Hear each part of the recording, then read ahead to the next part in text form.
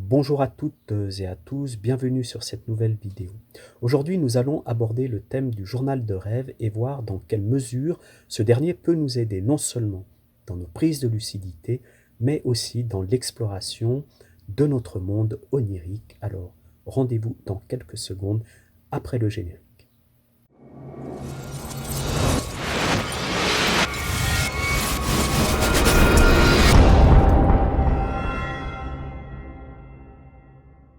Comme vous le savez certainement, les marins, les aviateurs, les astronautes tiennent un journal de bord. En fait, il y a de nombreuses corporations professionnelles qui consignent le déroulé des événements pour des raisons de traçabilité et aussi à des fins d'amélioration continue. Nous, en tant qu'onironautes, nous avons aussi tout intérêt à consigner nos rêves. Alors voyons pourquoi en passant en revue quelques avantages. Dans un premier temps, la tenue d'un journal de rêve démontre l'intérêt que vous portez à votre monde onirique, c'est-à-dire au message que vous livre chaque nuit votre inconscient. Et si vous tenez compte de ces messages, il n'aura pas l'impression de bosser pour rien.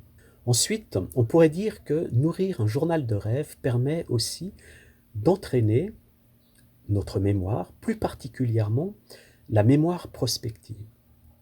Le simple fait, par exemple, de savoir que vous allez devoir, dans la nuit ou au petit matin, transcrire vos rêves, vous permettra d'optimiser vos capacités et vos facultés mémorielles. Et plus votre mémoire est vive, plus le rappel de rêve sera facile, et plus votre monde onirique vous paraîtra riche en contenu, en couleurs, en contraste, et puis surtout en intensité. Ensuite, le journal de rêve vous permet aussi de détecter, de notifier et d'ancrer des éléments récurrents comme des signes de rêve. Alors qu'est-ce que c'est ces signes de rêve? Eh bien, ce sont des événements improbables ou bizarres qui ne se passent qu'à l'intérieur de vos rêves. Par exemple, je ne sais pas, vous rentrez dans un ascenseur, vous appuyez sur le bouton, et puis plutôt que de partir à la verticale, l'ascenseur part à l'horizontale. On appelle ça un signe de rêve, pour autant bien sûr que ce genre d'événement se manifeste de manière récurrente dans la plupart de vos rêves.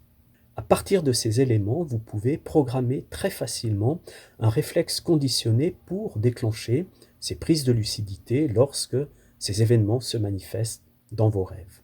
Ensuite, et je tenais vraiment à notifier ce point qui me paraît super intéressant, c'est que avec un logiciel d'analyse de texte, pour autant bien sûr que vous transcriviez vos rêves à l'aide d'un ordinateur, vous pouvez déterminer de manière quantitative et qualitative vos univers de référence, vos scénarios oniriques, vos motifs de rêve, les familles par exemple aussi de mots dominantes, les différents contextes sémantiques, les relations entre les mots, entre les groupes de mots.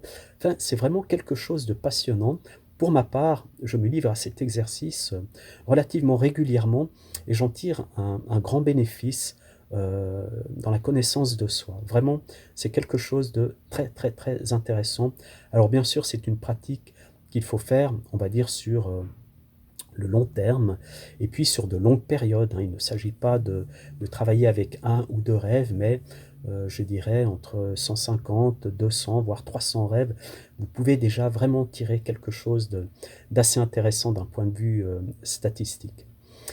Et je dirais que c'est la porte d'entrée vraiment d'une démarche introspective liée à la connaissance de soi. Et là, peut-être que je ferai une vidéo spécifiquement sur ce thème, vraiment parce que c'est quelque chose qui peut intéresser pas mal d'entre vous. Sinon, je dirais que le journal de rêve est à la vie onirique, ce que le journal intime est à la vie diurne. Et en quelques années, pourquoi pas, vos journaux de rêve, parce que l'idéal c'est quand même de travailler avec des volumes, donc vos différents journaux de rêve peuvent constituer une œuvre, comme une autobiographie onirique. Et qui plus est, si vous l'illustrez par exemple avec des dessins, des photos, des annotations. Pour ma part, moi je prends toujours beaucoup de plaisir à prendre comme ça au hasard un de mes journaux de rêve d'il y a 1 an, 2 ans, voire 3 ans et puis, de relire quelques-uns de mes rêves. C'est vraiment super intéressant et étonnamment, quand je relis, des rêves que j'ai faits il y a quelques années en arrière, eh bien, je m'en souviens. Ils me reviennent, en mémoire et vraiment, comme si c'était, hier. Donc ça aussi, c'est une expérience assez intéressante. Et puis, il y a une chose qui est aussi vraiment passionnante et assez fascinante et surprenante dans la tenue d'un journal de rêve, c'est qu'elle nous permet, dans une certaine mesure, de prendre conscience de la nature prédictive de certains de nos rêves. Alors, je m'explique. Ce qu'il faut savoir, c'est que notre inconscient est capable de collecter des centaines de milliers de données par jour et puis, sur cette base, d'établir des modèles probabilistes et des scénarios susceptibles de se produire à l'avenir. Alors là, on n'est pas du tout dans une logique de rêve prémonitoire ou dans le cadre d'une démarche ésotérique ou spirituelle. On est bien dans une logique, une relation en fait de cause à effet. Et puis, pour vous en convaincre, si vous tenez déjà un journal de rêve, je vous invite à prendre en considération des faits marquants qui sont en train de se produire dans votre vie de tous les jours actuellement, et puis de descendre 1 mois, 2 mois, 3 mois, 4 mois en arrière dans vos journaux de rêve, de les lire, et je suis quasi certain que vous allez pouvoir en extraire certains qui sont en lien avec les événements que vous êtes en train de vivre en ce moment. C'est vraiment une démarche qui est super passionnante. Moi, je passe beaucoup de temps à établir la nature prédictive de certains de mes rêves et parfois je suis assez scotché des résultats que je peux obtenir, sachant qu'il n'y a rien de magique en fait là-dedans, mais plutôt de logique dans une relation, comme je vous ai dit, de cause à effet. Et là où c'est aussi très intéressant, c'est que votre inconscient est capable de détecter à l'avance certaines choses qui peuvent vous arriver. Par exemple, pour ce qui me concerne, je sais que à chaque fois que je commence à voir des fourmis dans mes rêves, c'est que soit je vais avoir un rhume, soit je vais avoir une grippe, soit je vais avoir des maux de gorge ou d'oreille ou je ne sais quoi, mais en tout cas, voilà, que quelque chose, un virus, un microbe, etc., est rentré dans mon corps. Et puis, en fait, ça me paraît très logique. Pourquoi? Parce que à partir du moment où justement il y a un élément extérieur qui pénètre dans notre organisme, l'inconscient immédiatement, il va dépêcher les macrophages justement pour détruire tout ça. Si vous êtes en alliance avec lui, il va probablement vous communiquer un message dans votre rêve. Et puis à ce moment-là, voilà, faites une petite cure de vitamine C et d'oligo-éléments pour essayer d'atténuer justement les effets du virus ou du microbe qui est entré en vous. Mais vraiment, je vous encourage à le faire et vous verrez que vous allez trouver des choses qui sont assez fascinante et signifiante.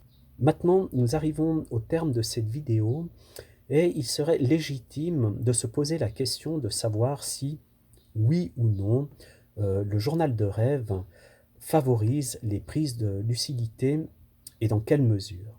Alors, la communauté des rêveuses et des rêveurs lucides est assez divisée sur ce sujet, mais pour faire court et puis pour schématiser, je dirais que pour les personnes qui maîtrisent parfaitement les entrées en RL de type WILD et OBE, c'est-à-dire directement l'entrée en rêve depuis l'état de veille, eh bien ces personnes n'ont pas vraiment besoin d'un journal de rêve puisque l'entrée se fait directement, en toute conscience, à l'intérieur du rêve depuis l'état de veille.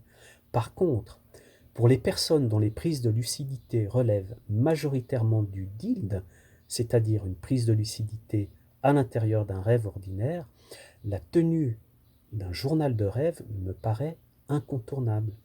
Pourquoi? Parce qu'il permet d'entretenir et de nourrir, comme je l'ai dit auparavant, une forme d'alliance avec l'inconscient.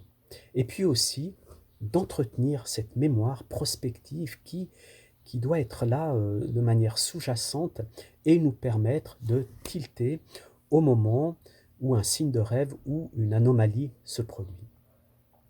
Et tout le monde sait à quel point l'inconscient et la mémoire ont un rôle important, je dirais même fondamental, à jouer dans les prises de lucidité depuis un rêve ordinaire. Donc, encore une fois, oui, vraiment, la tenue d'un journal de rêve est très utile, en tout cas pour des personnes qui fonctionnent avec le DILD. Je vous remercie de m'avoir écouté jusque-là. Si vous avez apprécié le contenu, n'oubliez pas de mettre un petit like et on se dit à la semaine prochaine pour de nouvelles aventures oniriques.